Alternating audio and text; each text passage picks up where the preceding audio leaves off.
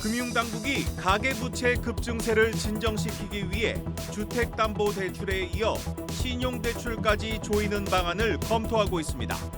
정책대출과 카드론도 점검 대상에 포함했습니다.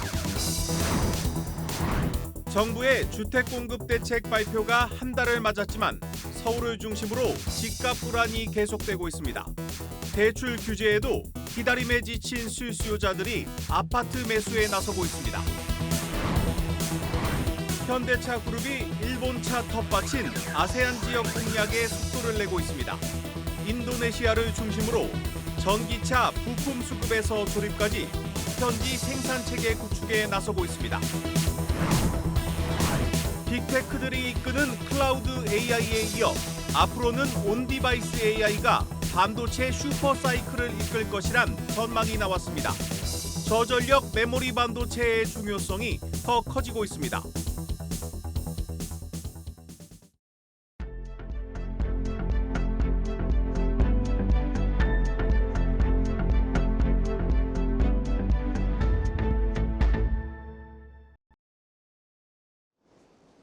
뉴스플러스 시작합니다. 현대차가 일본차의 텃밭인 아세안 지역 공략에 속도를 내고 있습니다. 특히 내연기관이 아닌 전기차를 통해 동남아 시장 공략의 가능성을 보여주고 있습니다. 자원 부국인 인도네시아를 중심으로 전기차 원재료 수급과 부품 생산, 완성차 조립까지 현지 생산체계 구축에도 나서고 있습니다. 산업부 고영욱 기자 나왔습니다. 고 기자, 먼저 현대차가 아세안 동남아 지역의 공략 전진 기지로 인도네시아를 선택한 이유는 뭡니까? 네, 성장 잠재력이 큰 사실상의 마지막 유망 지역이라고 볼 수 있기 때문입니다. 네. 현대차는 지난 56년간 전 세계에서 자동차 1억 대 가량을 판매했습니다. 유럽과 북미 지역이 해외 영업의 중심이었습니다. 자동차의 본고장인 만큼 경쟁이 치열하지만 안정적인 수익이 나올 정도로 현재는 자리가 잡혔습니다. 상반기 전체 영업이익률이 10%를 넘길 정도입니다. 문제는 다음 먹거리는 어디냐입니다. 앞으로 10년 뒤, 20년 뒤까지 이런 실적을 유지하기 위해선 지금부터 투자가 미리 이루어져야 합니다. 현대차가 지난 2020년 인도네시아에 본격적으로 진출한 건 이런 고민의 결과입니다. 인도네시아는 세계 인구 4위 국가입니다. 인구 2억 8천만 명의 평균 연령이 30살에 불과합니다. 1인당 GDP는 현재 13,000달러대지만 최근 5%가 넘는 경제 성장률을 보이고 있어서 자동차 구매력도 더 커질 전망입니다. 네, 상당히 규모가 큰 시장인데 불과 4년 전에 진출을 했습니다. 이렇게 좀 시장 진출이 늦었던 이유가 있습니까? 네, 어찌 보면 현대차 입장에서는 인도네시아는 좀 넘볼 시장은 아니었습니다. 왜냐하면 일본차가 압도적으로 많이 팔렸기 때문인데요. 실제로 수도 자카르타 시내에 돌아다니는 그 자동차를 살펴보니 10대 가운데 한 8대, 9대는 토요타, 혼다, 스즈키 같은 일본 브랜드 차였습니다. 이 회사들이 인도네시아를 단순히 수출 시장으로만 생각한 게 아니라 현지 생산도 하고 있습니다. 그래서 현대차는 이전까지는 현지 딜러망을 통해서 조금씩 수출하는 방식으로 시장 점유율을 유지해 왔습니다. 그러다가 2020년 본격적으로 진출을 했는데 인니 자동차 시장을 거의 50년간 지배해온 일본의 영향력이 막강했습니다. 관공서나 법인 택시 같은 B2B 영업도 쉽지 않았는데요. 어렵게 미팅을 잡으면 일본차 회사에서 어떻게 알았는지 회방을 놓고는 했다고 합니다. 네. 듣고 보면 참 공략이 어려운 시장인데 현대차가 본격적인 도전에 나선 걸 보면 일정 부분 승산이 있다고 본 것 아니겠습니까? 맞습니다. 현대차는 인니에서 내연기관차보다는 전기차로 좀 승부수를 띄었다고 볼 수 있습니다. 어차피 미래를 보고 들어온 시장이기도 하고요. 해서 전기차로 시장을 공략을 하고 있고 이게 딱 들어맞았습니다. 인니 정부는 지금 그 대기 오염 문제로 친환경차 확산이 필요했고 일본의 친환경차는 하이브리드 위주에서 좀 틈새를 파고들 수 있었습니다. 제도적으로는 홀짝제 면제가 컸습니다. 인니는 출퇴근 시간에 그 자동차 번호 홀짝제를 운영을 하는데요. 전기차는 면제해줬습니다. 또 15%에 달하는 사치세 감경 영향도 있었고요. 또 요즘 말로 하면 좀 힙한 이미지다, 좀 잘 나간다 이런 이미지로 좀 현지인들한테도 인기를 끌고 있는데요. 미래의 지향적인 디자인과 그리고 성능에 매료된 고객들이 많았습니다. 네, 일단 현대차가 이 전기차 시장 공략으로 이 가능성은 확인한 것 같습니다. 네. 그렇다면 앞으로의 계획은 뭡니까? 일단 전기차 확산을 위해서 생태계 자체를 좀 강화한다는 전략입니다. 최근 그 민간 전기차 충전소 동맹도 꾸렸고요. 또 오는 11월 이 서비스를 본격적으로 진행을 합니다. 올 상반기 기준으로 이제 전기차 판매량이 1, 2에서 2위인데 이 서비스를 이제 본격화를 하면 순위 역전도 가능할 것으로 보입니다. 지난 7월 정의선 현대차 회장은 LG 에너지 솔루션과의 그 현지 합작 공장 준공식에서 인도네시아의 전기차 산업 활성화는 동남아 전체의 기회라고 말하기도 했는데요.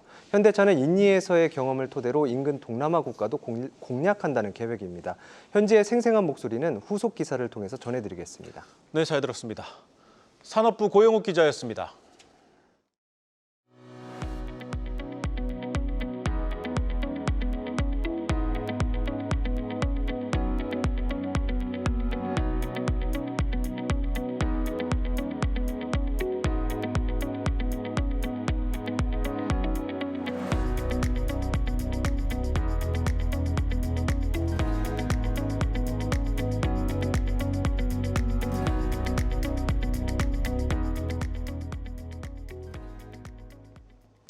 정부의 본격적인 대출 규제에도 가계대출 증가세가 꺾이지 않고 있습니다. 오히려 풍선 효과만 커지자 금융당국이 신용대출과 정책대출까지 조이는 방안을 검토하고 있습니다.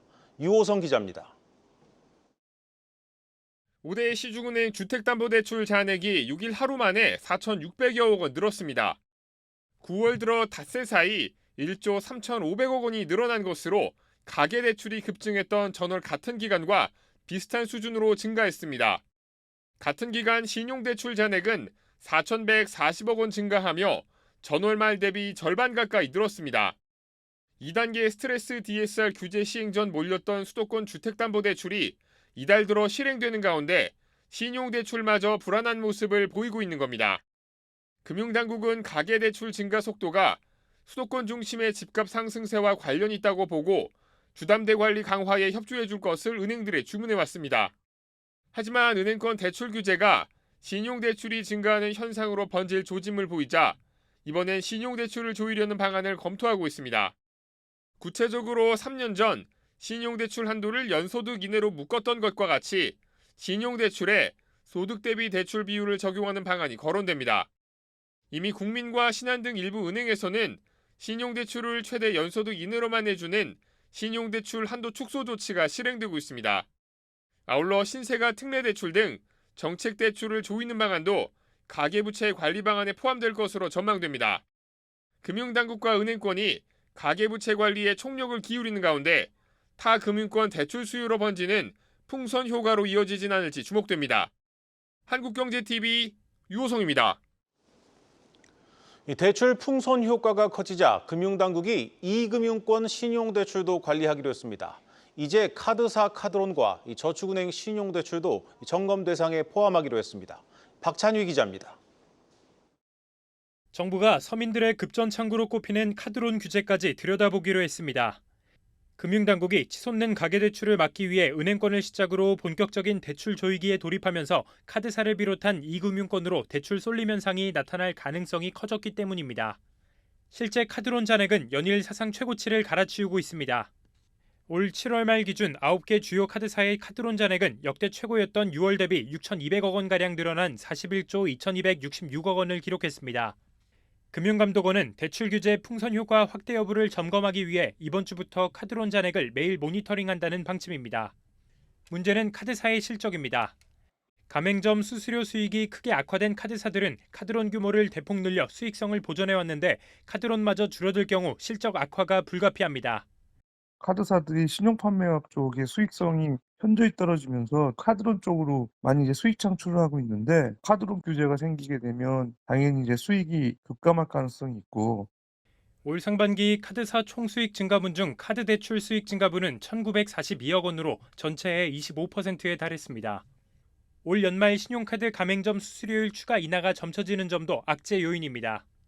앞서 금융위원회는 연말까지 카드 가맹점 수수료 재산정을 마무리한다고 밝혔는데 이 경우 현재 0.5% 수준인 수수료율이 0% 부근까지 줄어들 수 있습니다. 한국경제TV 박찬유입니다. 한편에서는 은행에서 돈을 빌리는 사람들이 급증하고 있지만 다른 한편에서는 은행에 돈을 맡기려는 사람들이 늘고 있습니다.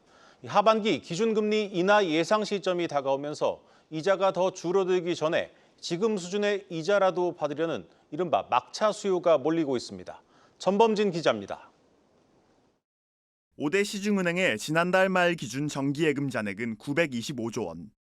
정기예금 잔액은 올 들어 약 76조 원이 늘었는데 이 중 절반 가까이가 5월 이후 발생했습니다. 같은 기간 적금도 매달 1조 원 가까이 늘어나며 5대 은행의 총 수신액은 집계 후 최고치인 2,032조 원으로 나타났습니다. 올 하반기 예적금 급증의 특이점은 상품 금리가 매력적이지 않은 상황에서도 돈이 몰렸다는 점입니다. 실제로 현재 5대 시중은행이 취급하는 정기예금 상품 가운데 기준금리인 연 3.5%보다 금리가 높은 상품은 없습니다. 통상 은행들은 자금을 조달하기 위해 은행채를 발행하거나 예적금 상품을 통해 고객들의 자금을 끌어모읍니다. 한국은행이 연내에 기준금리를 내릴 것이라는 기대가 만연하다 보니 은행채 가격이 기준금리 아래로 형성됐고 은행채의 대체적 격인 예적금 금리도 따라서 내려왔다는 게 업계의 설명입니다. 그럼에도 예적금에 돈이 몰린 것은 앞으로도 금리가 떨어질 것이라고 예상한 소비자들이 조금이라도 조건이 매력적일 때 정기예금과 적금에 돈을 묶었기 때문으로 추정됩니다. 동시에 은행들이 대출을 늘리는 과정에서 기업 자금을 중심으로 영업을 확대한 것도 영향을 미쳤을 것으로 전문가들은 보고 있습니다. 앞으로는 더 떨어질 테니까 금리가 지금이 가장 높을 때다. 그런 수요가 몰리는 측면이 있고요. 은행 입장에서도 지금 대출이 늘어나면서 수신을 통한 자금 조달 필요성이 커지다 보니 기업들의 법인 자금 유치에 공급을 많이 하고 있고 다만 이 같은 수신 증가가 은행들의 실적에 크게 기여하기는 어렵다는 것이 지배적인 평가입니다. 은행이 많은 수익을 내기 위해서는 돈을 저렴하게 받아서 비싸게 빌려줘 순이자 마진을 끌어올려야 하는데 폭발적인 대출 경쟁이 펼쳐지다 보니 대출 금리는 낮게 형성됐고 수신도 많은 비용을 지불해야 하는 예적금 중심으로 늘었기 때문입니다. 실제로 주요 은행들의 순이자 마진은 상반기에 걸쳐 하락했고 하반기에도 시중금리와 함께 떨어지고 있는 만큼 아직까진 은행들의 대규모 실적 개선을 기대하기 어렵다는 게 증권가의 평가입니다. 한국경제TV 전범진입니다.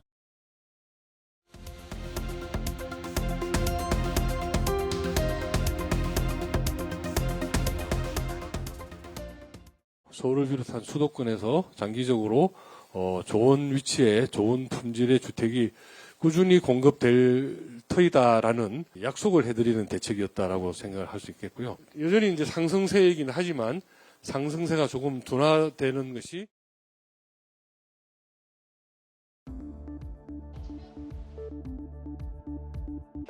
역대급 공급 대책이라 불린 88 대책에 대해 박상우 국토부 장관은 이렇게 평가했습니다.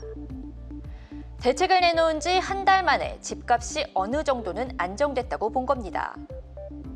한국부동산원에 따르면 서울 아파트 매매 가격은 24주 연속 상승했지만 5년 11개월 만에 최고 상승률을 기록했던 8월 둘째 주 이후 3주 연속 상승폭이 줄었습니다.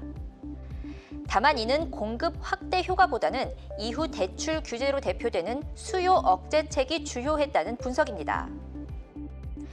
88 대책이 비아파트 시장 활성화에 방점이 찍힌 만큼 수도권의 대규모 아파트가 공급되기까지는 시간이 걸리기 때문입니다. 실제로 이달 1일부터 2단계 스트레스 DSR 규제가 시행되면서 주택담보대출 한도가 축소된 데다 금융당국의 압박에 시중은행들도 대출 문턱을 높이고 있습니다. 문제는 정부가 뒤늦게 대책을 남발한 탓에 서민 실수요자들만 타격을 입게 생겼습니다. 집값이 오를 대로 오른 뒤 대출까지 조이자 당장 입주를 앞둔 사람들은 잔금 마련이 어려워진 반면 현금 동원력이 있는 강남 신고가 아파트 매수자들은 신고가 거래에 망설임이 없습니다. 지난달 기준 강남구와 서초구에서 거래된 아파트 3건 중 1건이 신고가 거래였습니다. 정부는 대책의 가시적인 성과가 신속히 나타날 수 있도록 속도감 있는 후속 조치를 이행할 방침입니다. 오는 11월에는 서울 수도권 그린벨트를 풀어 마련할 8만 가구 규모의 신규 택지 후보지를 공개할 계획입니다. 금융당국의 전방위적인 대출 조이기 기조 아래 버팀목이나 신생아 대출과 같은 정책 대출은 유지한다는 입장입니다. 정책 자금으로 살 수 있는 집과 현재 인기 지역의 주택 가격대를 감안하면 정책 대출이 집값 상승의 직접적 원인이라고 보기는 어렵다는 겁니다. 전문가들은 이번에도 서울 집값이 잡히지 않는다면 부동산 규제 지역 확대와 복원 등 수요 억제 강도가 한층 높아질 수 있다고 내다봤습니다. 지금까지 세종 스튜디오에서 전해드렸습니다.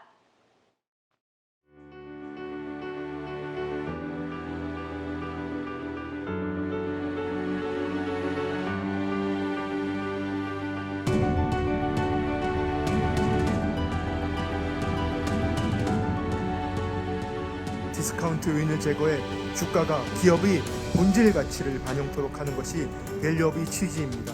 금융투자소득세 폐지, ISA 세제 지원 확대 등을 통해 시중 유동성의 국내 자본시장 유입을 촉진하겠습니다.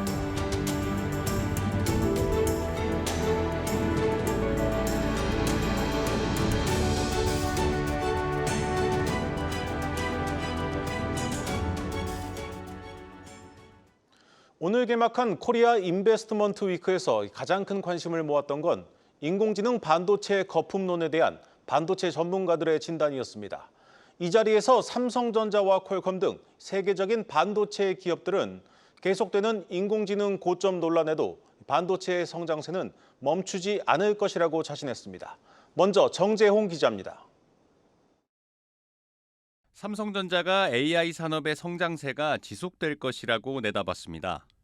국내 최대 투자 컨퍼런스인 코리아 인베스트먼트 위크 2024에 참가한 배용철 삼성전자 메모리 사업부 부사장은 인공지능 파티가 끝난 것 아니냐는 우려에 장기적으로 AI 기술 발전은 의심할 여지가 없다고 답했습니다.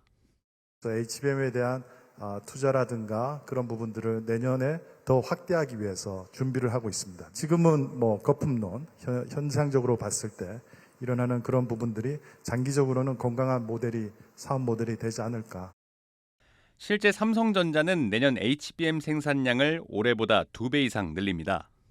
여기에 6세대 HBM4를 비롯해 7세대 HBM4E 개발도 진행 중입니다. 여전히 주요 메모리 기업들은 인공지능 성장 폭발에 대비하고 있다는 설명입니다. 스마트폰을 시작으로 PC와 자동차까지 인공지능 반도체 사업 영역을 넓혀가는 퀄컴도 AI 투자를 지속합니다. 특히 클라우드 AI의 전력 소비량이 급격히 증가함에 따라 이에 대한 보완 수단으로 온디바이스 AI 기기 확산세가 더 거세질 거라는 관측입니다. 휴대폰이든 컴퓨터 PC든 그리고 현재 오토모티브나 XR, VR 이런 증강 형식의 웨어러블 같은 경우에도 이미 젠 AI 기술, 온디바이스 AI 기술을 활용하고 개발을 하고 있습니다. AI는 당분간 계속 상승세를 타지 않을까 그럴 수밖에 없고. 미국 월가를 중심으로 AI 고점론이 불고 있지만 반도체 기업들은 점점 높아지는 인공지능 성능을 충족시킬 최적의 솔루션을 찾는 데만 집중하고 있습니다. 엔비디아 AI 가속기 성능을 메모리 반도체가 따라가지 못하면서 핌과 CXL 등 차세대 메모리에 대한 필요성도 커지고 있습니다. AI 호황이 끝이라는 우려와 이제부터 시작이라는 반도체 업계의 전망이 공존하는 시장 상황입니다. 한국경제TV 정재홍입니다. 전 세계적인 인공지능 붐 속에 AI용 데이터 센터가 크게 늘면서 전력 시장도 슈퍼 사이클을 맞고 있습니다. 오늘 코리아 인베스트먼트 위크에 참여한 HD현대 일렉트릭과 LS 일렉트릭은 유례없는 호황 속에 5년치가 넘는 일감을 쌓아놓고 있다고 밝혔습니다. 이어서 배창학 기자입니다. 전 세계적인 AI 열풍에 따른 신규 전력 수요 급증, 송배전 설비 노후화, 탄소 중립을 위한 신재생 에너지 확대 등 3박자가 맞아떨어지면서 세계 전력기기 시장에 훈풍이 불고 있습니다. 이에 글로벌 전력망 투자 규모는 올해 약 400조 원에서 오는 2050년 약 850조 원으로 2배 이상 확대될 전망입니다. HD현대일렉트릭과 LS일렉트릭은 코리아 인베스트먼트 위크에서 AI발 전력 슈퍼사이클의 바람을 타고 국내 시장에 이어 해외 시장에 진출해 글로벌 톱티어 기업이 되겠다는 청사진을 공개했습니다. 먼저 HD 현대일렉트릭은 회사는 국내에서 유일하게 전기의 발생부터 전달까지 전력 이동의 전 과정을 아우르는 기기들을 생산하고 있다며 수천억 원대 적자를 나눴던 2010년대부터 공장 신증설 등 설비 투자를 아끼지 않은 덕분이라고 설명했습니다.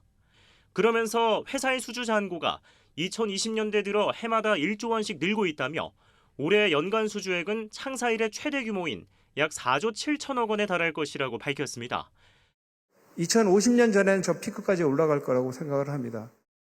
컨센서스에 따르면 HD 현대일렉트릭은 올해 매출액 약 3조 5천억 원, 영업이익 약 7,125억 원을 기록하며 연 최대 실적을 거둘 것으로 보입니다.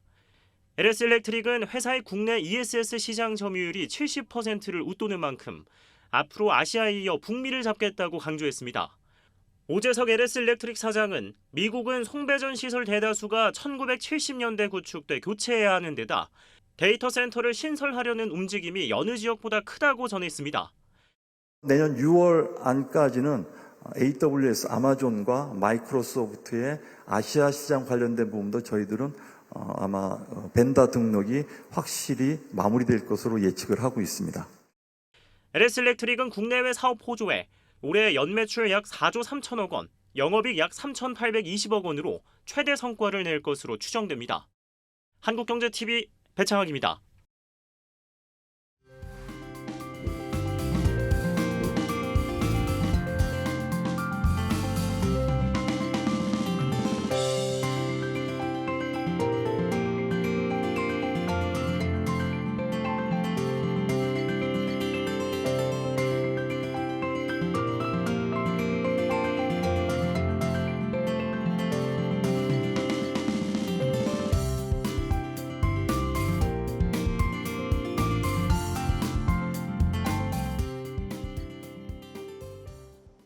오늘 준비한 뉴스 플러스는 여기까지입니다. 함께해 주신 여러분 고맙습니다.